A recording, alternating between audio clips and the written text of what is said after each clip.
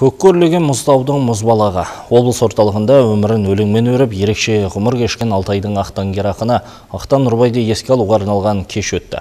Іс-шара барысында талант иесінің өмірі, туған ауылы мен шығармашылығы жайында толыққанды ақпарат берілген 2 бөлімді деректі фильмнің тұсаукесер рәсімі өтті. Қазақ әдебиетінде Ақтан Нұрбаевтың алатын орны ерекше. Болашақ ақын 1926 жылы 27 мамырда Қатонқарағай ауданы Белел ауылында дүниеге келген. Жастайынан еңбекке араласқан. Сұрапыл соғыс жылдарында еңбек армиясында, кейін шаруашылықтың түрлі саласында жұмыс істеді. Ақтан ақынның жүріп өткен ғибратқа толы өмір жолы кімге болса да үлгі өнеге. Көзі тірісінде кітап шығаруды құнттамаған өнер иесінің өлеңдері түгелдей қағаз бетіне түскен жоқ. Сондықтан ел арасында тарады. Әйтсе де ақын жырлары облыстық, аудандық газеттерде 30-40 жыл бойы жарияланып келді. Кейін балалары сырымды айтамын, айтып өткен ақында арман барма жинақтарын шығарды. Ақтан Нұрбаевтың жыр жинақтарын шығаруға үнемі демеушілік жасап келе жатқан ұл қыздары бұл жолы да биіктен көрініп, деректі фильмнің жарық көруіне қомақты қаржы жұмсады. Тербелеп бағасы, желкілдеп шағашы, балдырғаны білектей. Есенбісің өскен жер, көк шалғындай кешкен жер.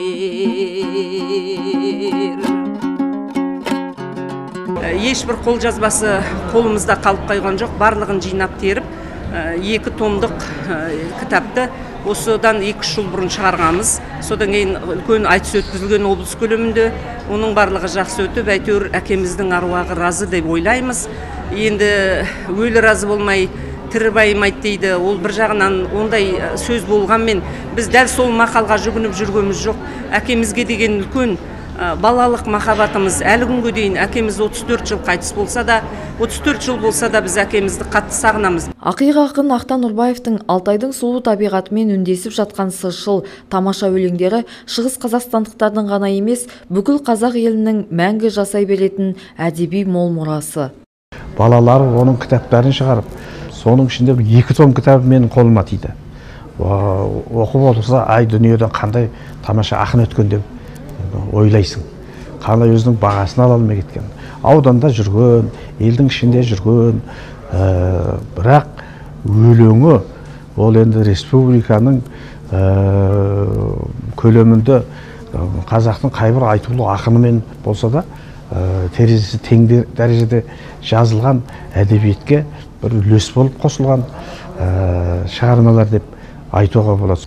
Мынау Ақтанның лирикадарын қарап отырсаңыз, көзіңіз ашып, аузыңыз ашып, көзіңіз жұмасыз. Сұмдық.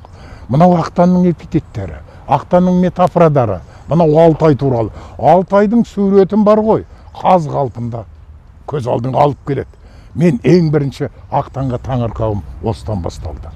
Ақтангер ақын туралы түсірілген көкке өрлеген мұзтаудың мұзбалағы деректі фильмінің басты мақсаты поэзия әлемінде шоқтығы биік, талантты ақынның өмірі мен шығармашылығын республика жұртшылығына кеңінен таныстыру, 8 қырлы бір сырлы, бойға біткен дарыны мен адамгершіліктің тізгінін қатар ұстаған тұлғалы азаматты ұлықтау. Ақтан Нұрбаевтың поэзиясы мәңгі өлмейді. Бұл қазақ поэзиясындағы ерекше құбылыс. Сондықтан да мен осы деректі фильмнің жасалуында менің марқұм досым Дидахмет Түркібабет осыдан 3 ай бұрын келіп, 1 апта болып түсіргенбіз. Алтайдың ақтангерін еске алу кешіне ақынның туған туыстары, жерлестері мен зиялы қауым өкілдері қатысты.